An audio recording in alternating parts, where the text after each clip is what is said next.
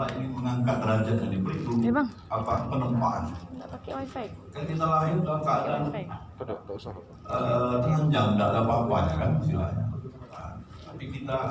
Tapi jangan lupa kita lahir itu sudah melalui perjuangan yang berat, berjuta-juta sperma mati, semua hanya kita yang selamat. Nah itu berarti sudah melalui penempaan yang keras sekali. Ya. Oleh karena itu kita udah kenal, lalu kita yang kedua menerima.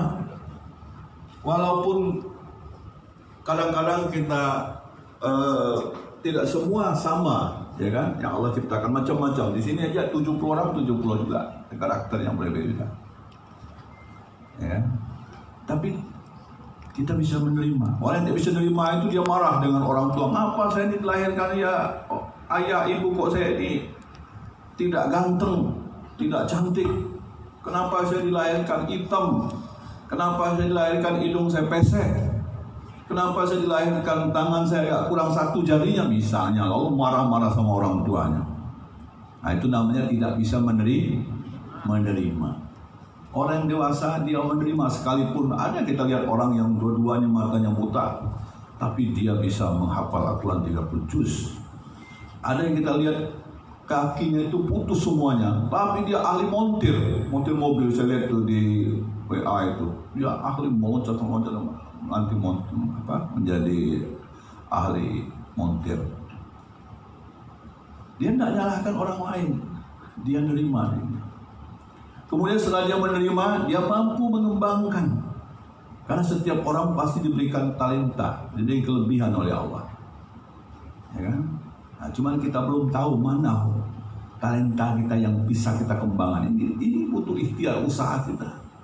Maka kita perlu orang tua, perlu guru, perlu orang-orang yang bisa mensupport kita untuk melahirkan talenta kita. Nah, ini orang dewasa ini. Jadi kok menjadi orang dewasa, dia kenal dirinya, dia menerima, dia mampu mengembangkan. Nah, setelah dia mampu mengembangkan dan mampu bersaing secara kompetitif, karena untuk menjadi orang sukses itu bukan kita harus meninjak musuh kita dengan mematahkan. Saya ingat ada pesan guru saya itu. Ini ada, coba kamu pikir bagaimana saya ada mistar 1 meter ini. Coba panjangkan mistar ini, tapi dengan logika yang bisa rasional. Kata muridnya, Pak itu mistarnya dipatahkan nggak bisa pendek. Waduh, kasihan tuh mistar dipatahkan. Oh Pak, mistarnya pencet aja ke dalam tanah biar terpendam, sehingga pendek mistar itu. Karena gurunya minta sebagaimana mistar bisa pendek, tapi tanpa dengan dilakukan segala sesuatu. Tapi ada murid satu lagi, Pak, gini kalau bisa untuk mengatakan mistar itu pendek, saya akan buat mistar yang lebih panjang dari yang Bapak punya. Nah, Bapak itu 1 meter, saya akan buat 1,5 meter. Dia beri jempol dengan murid yang ketiganya. Artinya apa? Untuk menjadi orang sukses itu bukan berarti kita harus mematahkan, menjatuhkan, bahkan menjolimi. Itu bahkan berbahaya sekali. Apalagi kita menyentil orang-orang yang dianiaya, dijolimi, apalagi orang-orang miskin, orang yatim kita aniaya. Itu pintu langit akan segera terbuka kalau dia meminta mengetuk ke pintu langit itu. Karena Allah sangat memperhatikan betul. Ya kan? Nah, jadi apa yang harus kita lakukan, Pak? Kita harus tampil lebih baik, lebih besar dari mistar yang dipunyai Pak Guru itu. Wah, jadi bagaimana kita bisa mengalahkan Pak dosennya itu? Ya kan? Ya harus lebih pintar lagi kita. Akhirnya Pak dosen ngakui, wah ternyata Anda lebih. Dan memang tugas dosen harus membuat pintar anak-anaknya. Ya kan? Nah, kemudian yang keempat, tadi bertiga itu menjadi orang dewasa itu. Yang keempat menjadi orang dewasa adalah dia harus mampu membuat keputusannya sendiri dengan bertanggung jawab. Nah itu berat itu.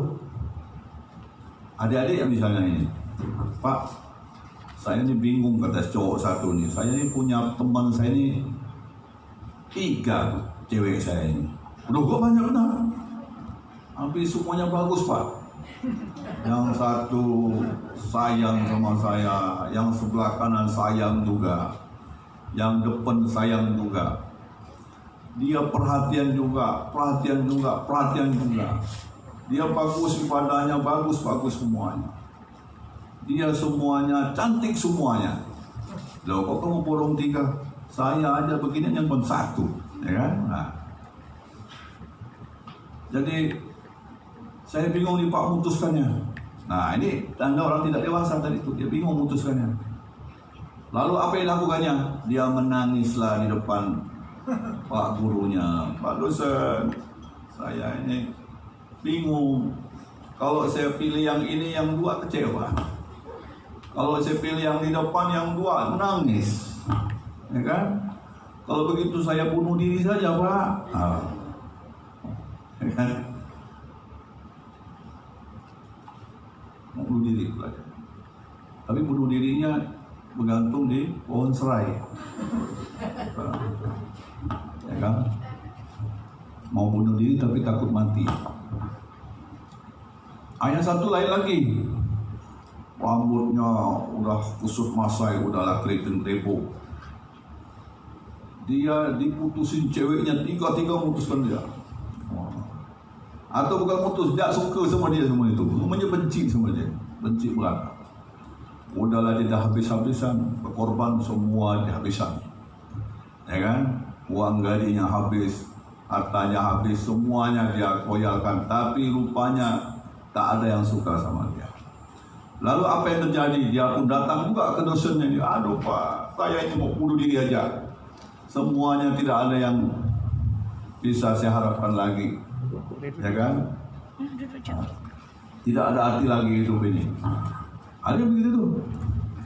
Saya nak bunuh diri. Itu menunjukkan apa? Tidak dewasa. Menunjukkan hatinya sangat kecil.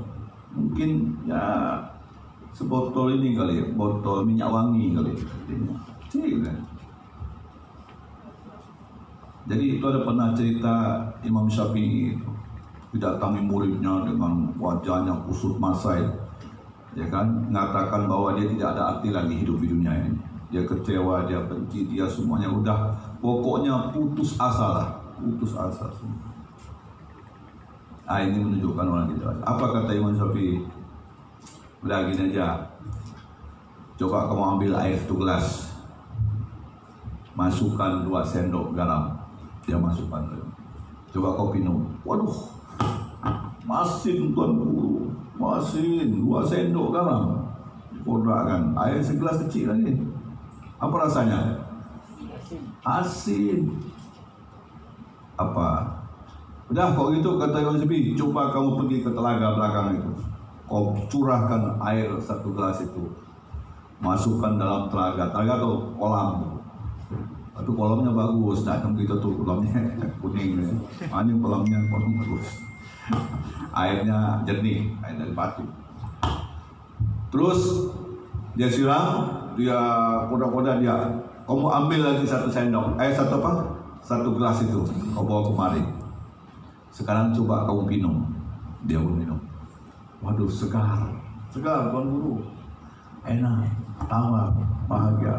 Kita karena dia ada kehausan, karena mudah mungkin juga rasa air awar yang keluar dari celah-celah batu itu yang bagus itu. Apa kata yang itulah hatimu yang tidak dewasa. Yang tadi kau punya hati itu seperti ya segelas, di gelas kecil dia punya tempatnya ya. Begitu menghadapi masalah aja udah langsung nak meledak, karena tempatnya kecil, udah langsung nak dibuang karena begitu merasa pahitnya, asinnya dari itu udah langsung ingin membuang, ingin marah, ingin ya pokoknya rasanya kecut lah, wajah, gigi, bibirnya pun dah langsung ini. Tapi kalau hatimu seluas telaga itu, apalagi seluas lautan Atlantik, seluas sungai Kapuas, Kecil itu mati satu, putus satu, tumbuh 1000 bang. No problem. Nah, ya kan? Tapi kalau yang hatinya luas, lebar, melihat masalah itu kecil saja. Tapi kalau hatinya tadi yang cucut, yang kecil, yang lalu nak bunuh diri, aduh, betapa menderitanya, berapa ruginya. Saya ingat itu dulu ada seorang konsultan yang luar biasa membuat tol itu, gara-gara dia kecewa atau apa namanya. Kalau tidak salah persoalan perselingkuhan juga lah. Akhirnya dia terjun dari pesawat dan meninggal. Bayangkan kalau misalnya dia itu hidup, berapa banyak lagi jembatan tol yang dia buat itu. Nah, makanya kalau kita mampu menjadi memberikan pemikiran kita, memberikan perbaikan, memberikan perubahan, sehingga memberi manfaat banyak orang, itu akan nilai luar yang biasa. Khairun nas anfa'un linnas. Sebaik-baik kamu itu adalah orang yang banyak manfaatnya. Nah, jadi sekarang sudah boleh menghitung-hitung, sudah bisa menghitung-hitung. Gunakan kesempatan, kita masih muda, masih energik, masih semangat, masih punya peluang untuk menggapai mimpi-mimpi kita. Jangan nanti sudah tua, semua sudah terlambat, ya kan? Mau berlari, lutut sudah goyang-goyang. Udahlah, kau jak berlari, bapak ketepuk jak di belakang, ya kan? Bagaimana Pak? Enaklah zaman Pak Harto dengan zaman sekarang Pak. Masih enak zaman dulu katanya. Gigi bapak masih bagus, masih bisa makan kue enak, masih bisa makan daging. Sekarang gigi bapak ada banyak ompong semua ya. Udah tidak bisa lagi gigit-gigit ya. Dulu bapak masih bisa jalan jauh karena energik, masih sehat, ya kan? Dulu rambut bapak masih hitam, ini udah putih semua, ya kan? Nah, jadi jangan nunggu nanti sudah tua baru kita, itu pasti akan menurun semua, ya kan? Nah, jadi mumpung Anda masih jadi orang muda, harus bersemangat, ya kan? Harus menjadi orang yang, tapi memang harus ditempa. Diawali dari mindset kita. Mindset kita seperti apa nih? Mau kita apa mimpi kita ini? Makanya memang bagus tuh buat mimpi-mimpi yang berkarakter dan akan menjadi takdir kita nanti. Nah, ya kan?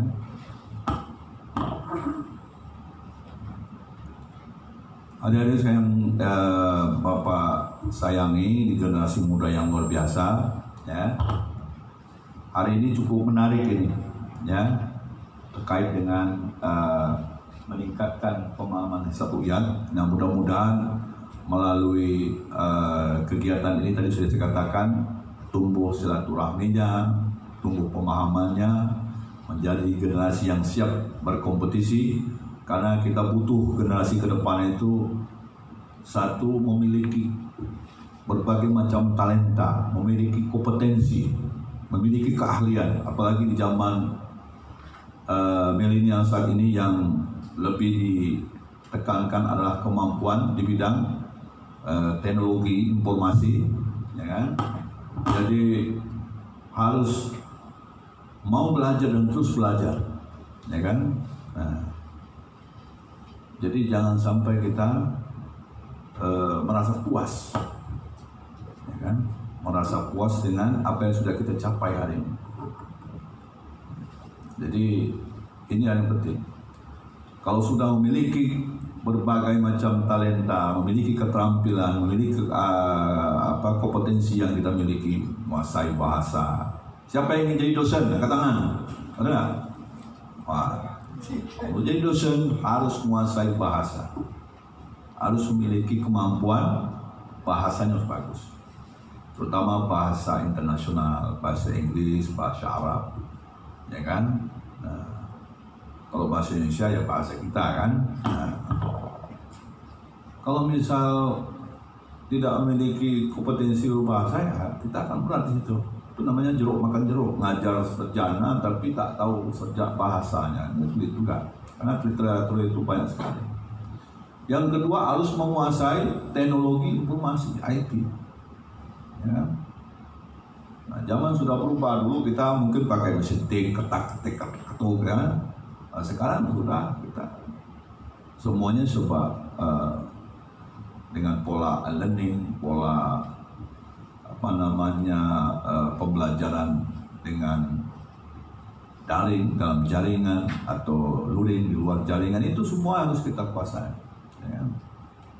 Nah, jadi salah satu saya ingin tanya, ada yang tidak punya email? Ada yang tidak punya email? Tidak. Wah, berarti sudah menguasai semua. Itu satu cirinya. Ya. Berarti kita harus dekat dengan itu. Jangan sampai hari ini HP pun tidak punya, saya ini Pak, waduh, ya kan? Nah, jadi mau tidak mau kita harus berkompetisi. Kalau sudah memiliki bahasa bagus, menguasai IT, lalu berikut kita memiliki kompetensi berbagai macam keterampilan gitu. Kalau sudah begitu, lalu yang memiliki kedua yang kita butuhkan lagi generasi ke depan, dia harus siap berkompetisi, siap bersaing, share competition. Orang share competition itu artinya siap bersaing secara sehat. Yang bahaya itu tidak atau takut dengan persaingan. Misalnya kita jual bubur, biasa ada orang jual bubur. Tetangga jual bubur enggak sebelahnya, kita marah. Kau ini apa pula jual bubur? Lalu kita simbol dia. Kau bubur kita habis tak laku bubur aku ni. Berarti kita tidak siap bersaing. Seharusnya apa Pak? Bubur yang kita buat ini kita tingkatkan lagi rasanya. Kita perbaiki lagi kemasannya. Kita kembangkan lagi network jaringannya. Kita perkuat pemasarannya, mestinya begitu. Kalau perlu tempatnya kita buat agak sedikit unik, yang akhirnya membuat pelanggan itu menjadi tertarik. Berarti kan kita nampilkan siap berkompetisi, siap bersaing. Yang bahaya ini tidak siap. Lihat kawan maju, kita mau kita pangkak pula ya, mau kita marahi pula, mau kita simbol pula, lalu kita melarang. Justru kalau misal banyak yang berdagang di sekitar situ, itu akan jadi pasar, orang akan ramai-ramai datang, kan begitu. Coba kita jual sendiri ya, jual bubur sendiri. Sementara di sana ada pasar bubur, oh orang pasti akan datang kan ke pasar bubur daripada kita sendiri itu. Nah, jadi ini orang yang mampu melihat peluang itu yang luar biasa tadi. Dia bukan melihat tadi itu negatifnya, ya kan? Rasulullah SAW itu sangat positif. Pernah suatu ketika sahabat ini berjalan di suatu wilayah, dia berjumpa dengan seorang kulit hitam yang sudah mungkin seminggu 2 minggu kali meninggal.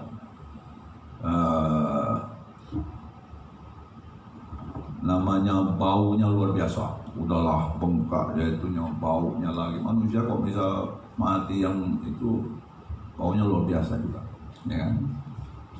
Nah, mungkin lebih dari mingguan kali ya, karena saking udah baunya luar biasa, ularnya banyak, bau dan sebagainya.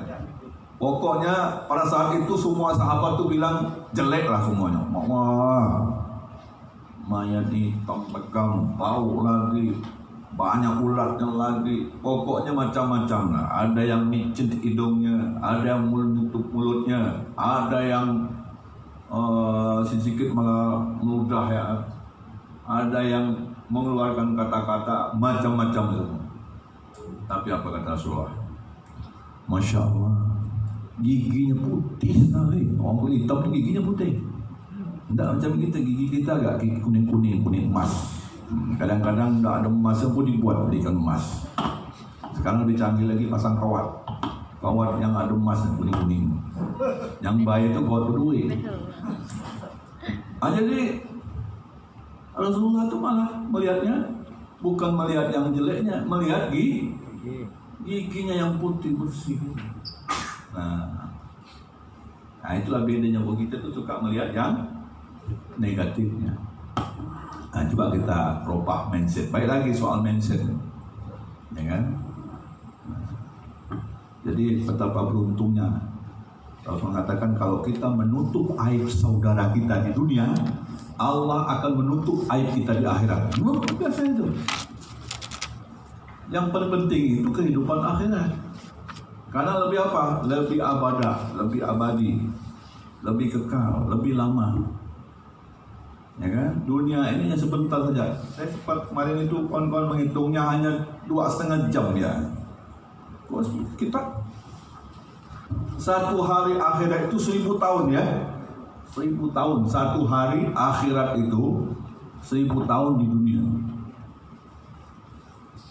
Satu hari di dunia 24 jam. Nah, coba dibandingkan. Pertanyaan Bapak, ada enggak orang umurnya 1000 tahun? Kalau ada berarti satu hari gitu. Tak ada Pak. Udah, kalau itu kita turunkan 10%. Kalau 1000, 10% itu berapa? 100. Ada enggak orang umur 100 tahun Pak? Ada, tapi langka. Kan? Ada, tapi langka. Kawan saya kemarin Pak Mustole 52 tahun meninggal. Terus Pak Haji Rojak pernah lebih 52 tahun juga meninggal. Terus akhir-akhir ini baru kemarin dosen kita, rektor juga Pak Hamka Siregar 56 tahun meninggal. Ya kan? Nah, Bapak ini udah 53. Rasanya udah makin dikit waktu ini, ya kan? Tapi kalau dibuat rata-rata, jangan-jangan antara 50 sampai 60, ya kan? Nah, kalau kita ikut umur Nabi 63 tahun, ya kan?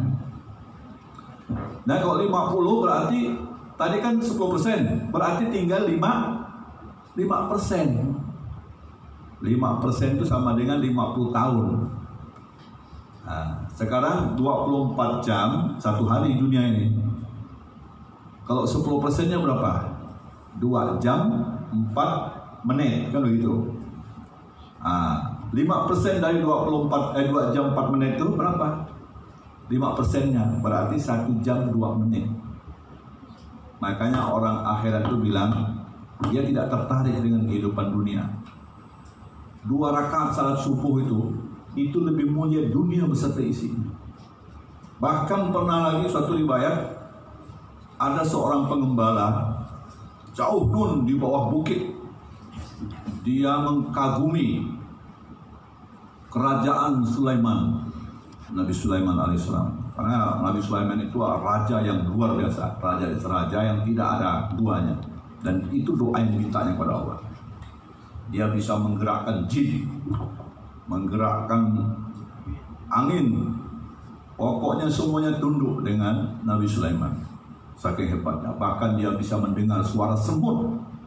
Ketika pasukan Sulaiman itu melewati, misalnya itu mendengar kata apa panglima semut, segera minggir karena pasukan Sulaiman akan segera tiba. Sulaiman tunggu, stop dulu, ontar itu kode gitu. Karena semut mau lewat, tahu dia dengar. Lalu ada seorang pemuda yang di bawah bukit non jauh sekali. Dia mengagumi dia. Dia bilang apa? Masya Allah, Alhamdulillah, luar biasa. Kerajaan Sulaiman itu luar biasa. Dia memiliki kerajaan yang luar biasa sekali. Saya kagum betul Sulaiman itu. Nah, ini memberikan motivasi kepada kita bahwa kita harus berpikirnya lebih luas tadi. Jangan berpikirnya hari ini saja, berpikirnya hari esok. Ya.